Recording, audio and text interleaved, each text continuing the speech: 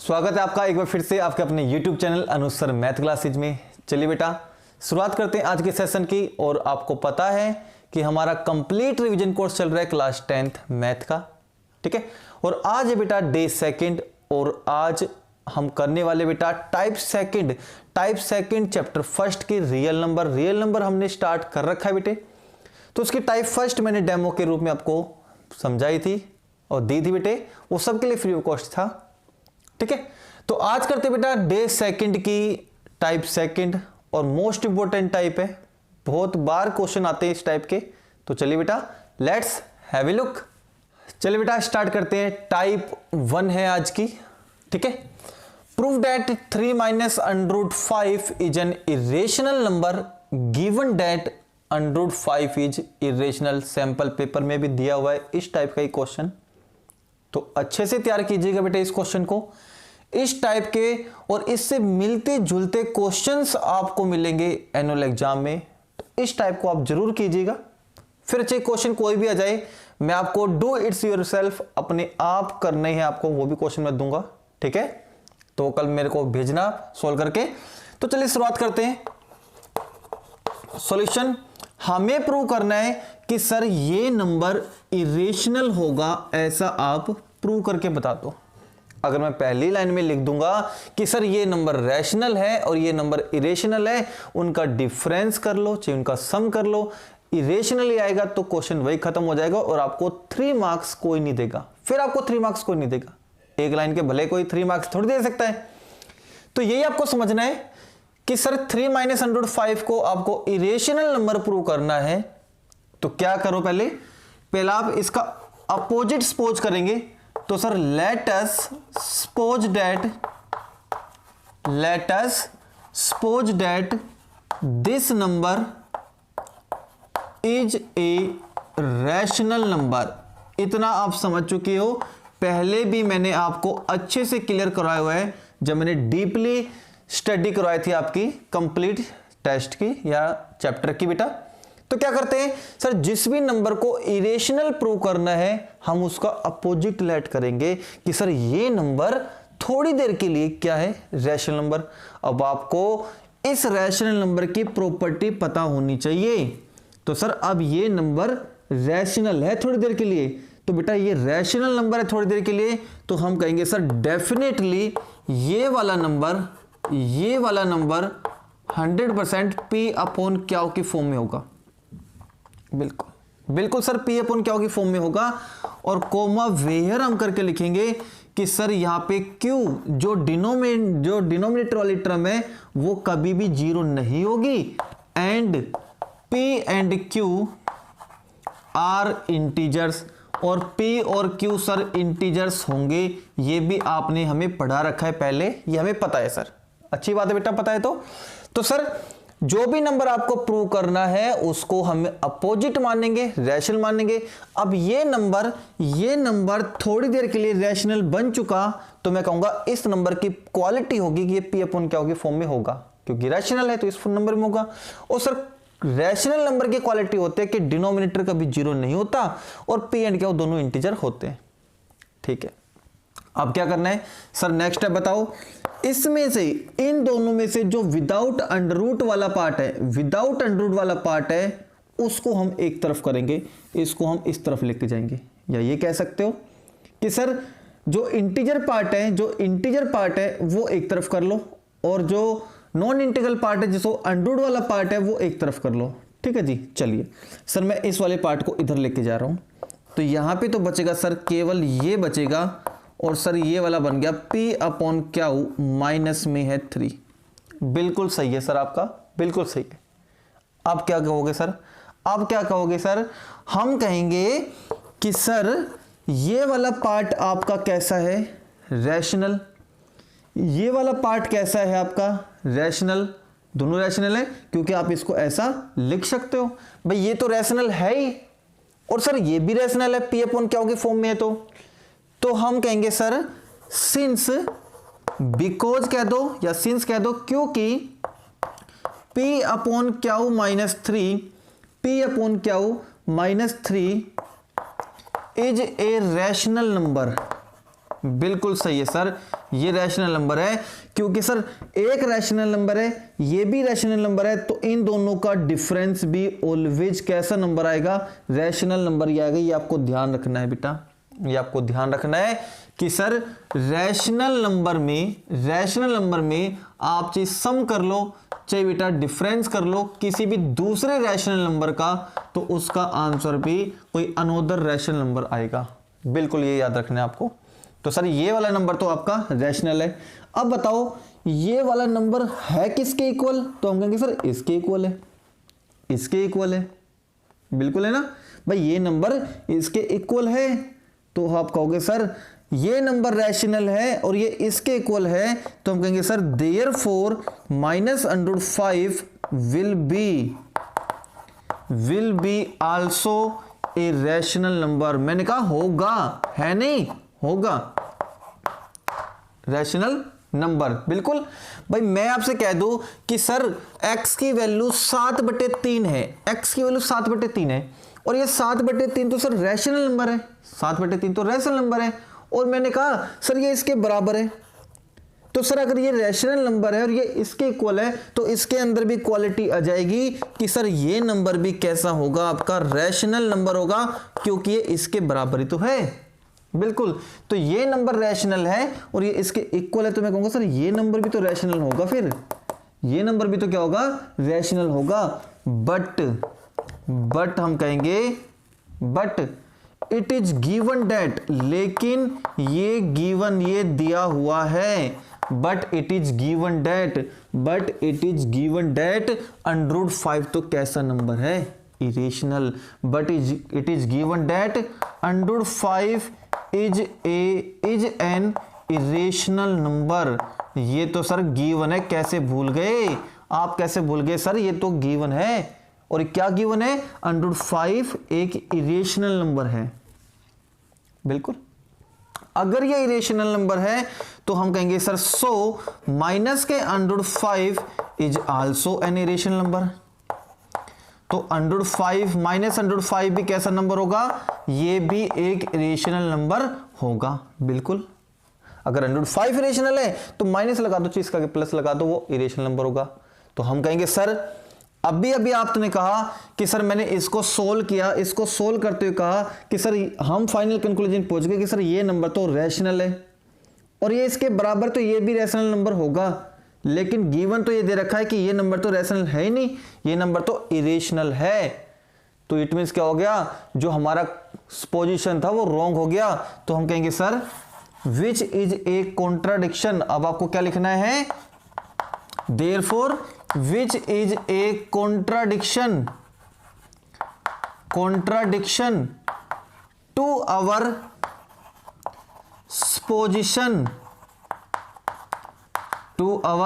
supposition that 3 minus √5 is a rational number।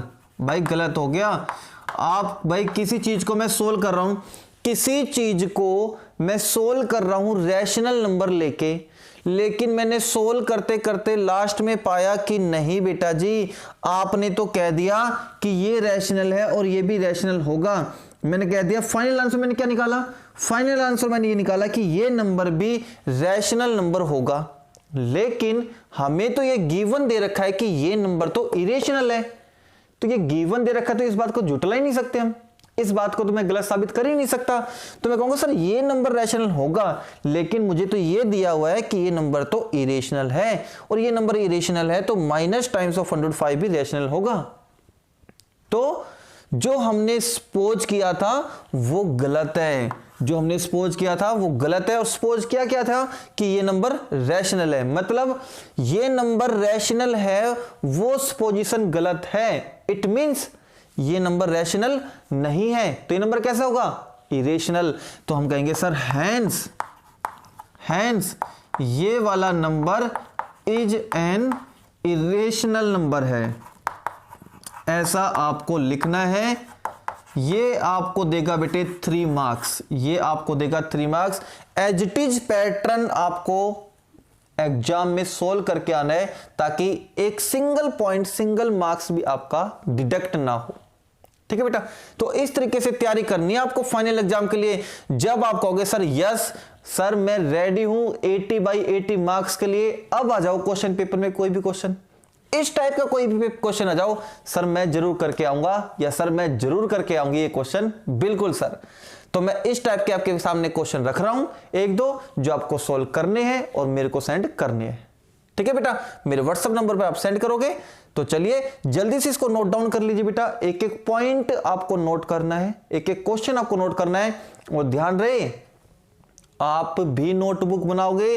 Day 1 जो मैं कल करा चुका, आज है डे 2, तो डे 2 ऊपर डाल लोगे हेडिंग, डे 2 में सर ने ये कराया है काम और ये हमें असाइनमेंट दिया सोल्व करने के लिए। फिर कल डे 3, डे 4, डे 5, डे 6 ऐसे प्रिपरेशन करेंगे और आप देखते देखते 2 मंथ्स में बिल्कुल रेडी हो जाओगे एग्जाम देने के लिए। बिल्कुल बेटा, बिल्कुल इसी तरीके से तैयारी करेंगे हम और देखते देखते पूरा कंप्लीट मैथ आपको हो जाएगा। बस ज्यादा से ज्यादा बच्चों को मोटिवेट करो कि सर ने कंप्लीट रिवीजन कोर्स स्टार्ट कर दिया है, कहां घूम रहे हो, कहां जा रहे हो, आ जाओ पढ़ लो, 2 महीने पढ़ लो ताकि बढ़िया प्रिपरेशन आपकी हो जाए। ऐसे बच्चों को मोटिवेट करो, आप भी शेयर करो, ठीक है ना। तो चलिए नोट डाउन कीजिए जल्दी से फटाफट।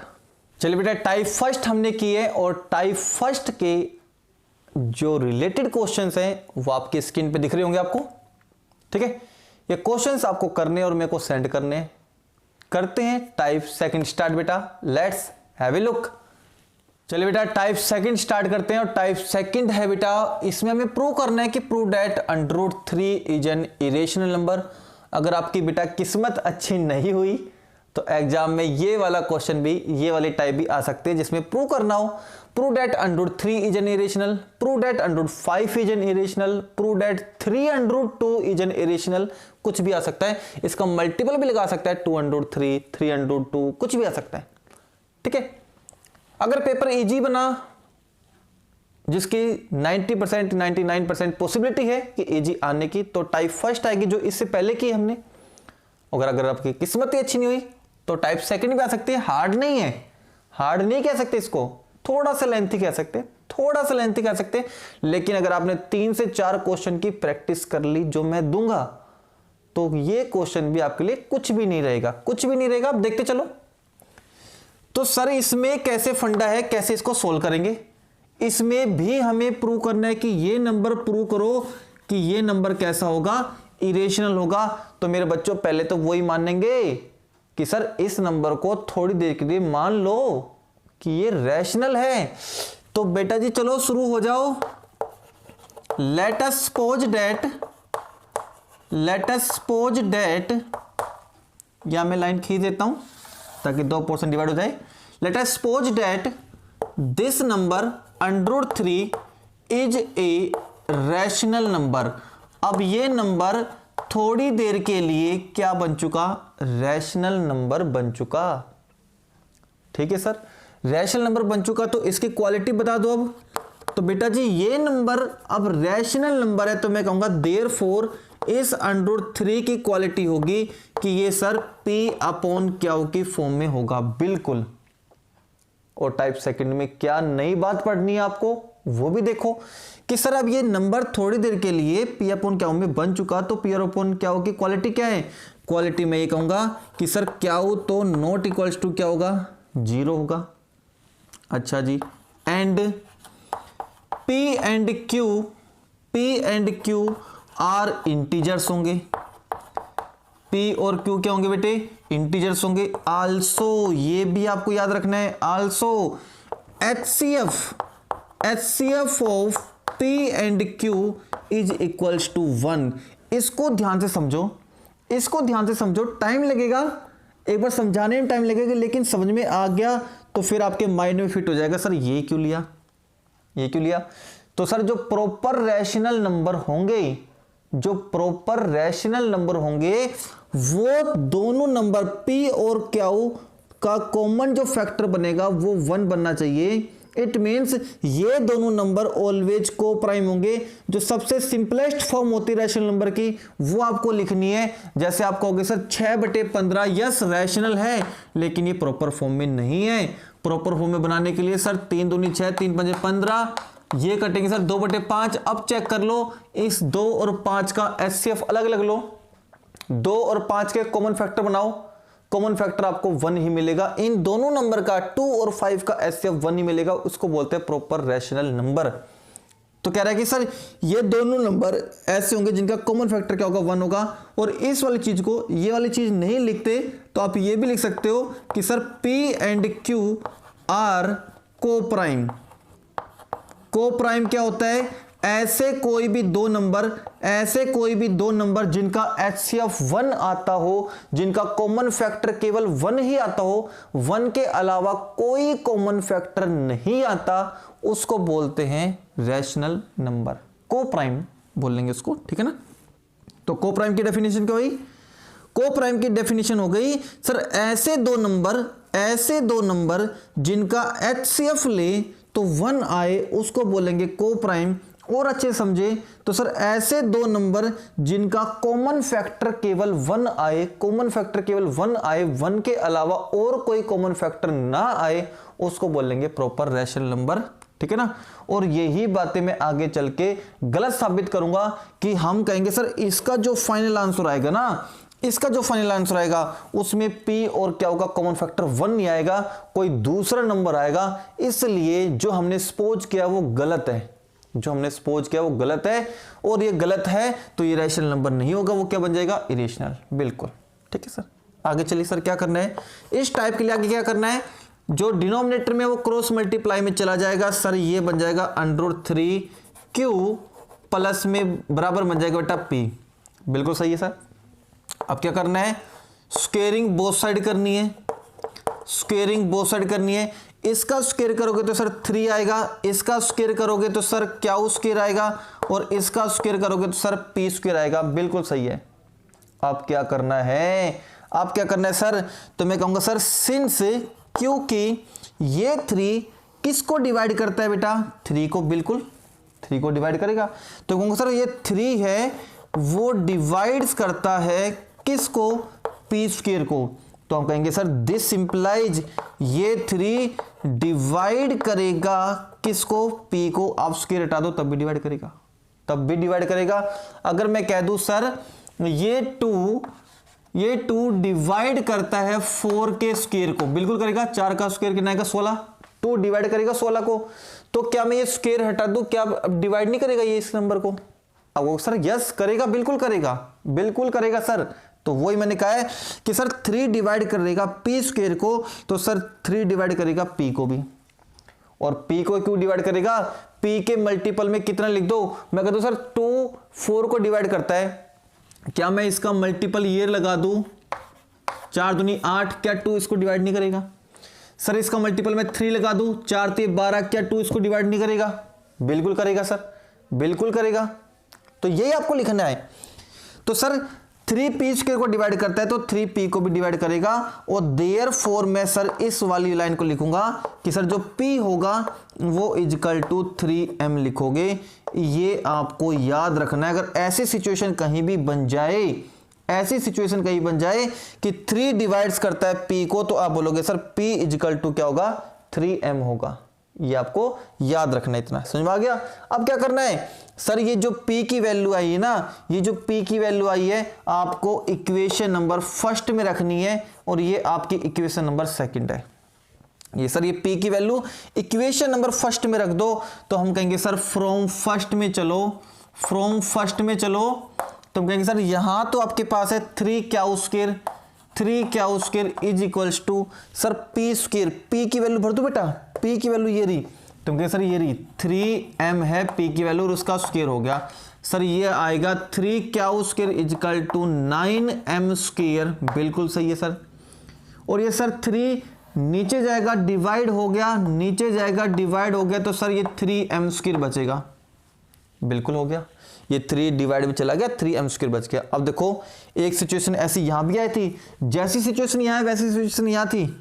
तो मैंने क्या कहा था सर, ये 3 डिवाइड किसको कर रहा था, P स्क्वायर को। अब बताइए सर ये 3 डिवाइड किसको करेगा, क्या स्क्वायर को। तो हम कहेंगे कि सर कि ये 3 सिंस ये 3 डिवाइड करेगा किसको, क्याउ स्क्वायर को इसको डिवाइड करेगा तो मैं कहूंगा दिस इंप्लाई ये 3 डिवाइड्स करेगा क्याउ को भी। बस इतना ही लिखना है, इतना ही लिखना है। चलो जी, ये दो चीज समझ लो। अब आप ये दो चीज समझो, ये दो चीज समझो। अब सर ये दो चीज आपने क्या लिखी बॉक्स में? तो मैं कहूंगा कि सर 3p को भी डिवाइड करता है और 3q को भी डिवाइड करता है। ध्यान समझना सर, 3p को भी डिवाइड करता है और 3q को भी डिवाइड करता है। तो 3 कॉमन फैक्टर नहीं हो गया किसका? p एंड q का। मतलब ये दोनों नंबर 3 से डिवाइड होते हैं, तो 3 is the common factor of p and q। तो हम कहेंगे सर यहां पे since 3 divides p and 3 divides q, 3 divides q, क्योंकि 3p को भी डिवाइड करता है, 3q को भी डिवाइड करता है। तो हम कहेंगे sir so 3 is the common factor of p and q। ध्यान से सुनना क्या बोल रहा हूं सर। अगर ऐसा है तो 3p को डिवाइड कर रहा है, 3q को भी डिवाइड कर रहा है, तो 3 क्या बन जाएगा? आपका कॉमन फैक्टर बन जाएगा p और q का। और कॉमन फैक्टर को ही बोलते हैं बेटा HCF, हाईएस्ट कॉमन फैक्टर को ही बोलते हैं HCF। तो अब मैं क्या कहूंगा, अगर सर ये 3 कॉमन फैक्टर है p और q का, तो आप ये कहोगे सर HCF जो आएगा ना p और q का वो कितना आएगा सर? 3। लेकिन जो हमने लेट किया था उसके अकॉर्डिंग तो p और q का HCF चेक करो कितना था? 1 था। और मैंने कहा था हाईएस्ट कॉमन फैक्टर केवल 1 हो सकता है, 1 के अलावा कोई कॉमन फैक्टर नहीं हो सकता। लेकिन मैंने सोल्व करता गया और लास्ट में हमारा आंसर आया है कि 3 कॉमन फैक्टर है p और q का और इसका HCF तो 3 आएगा।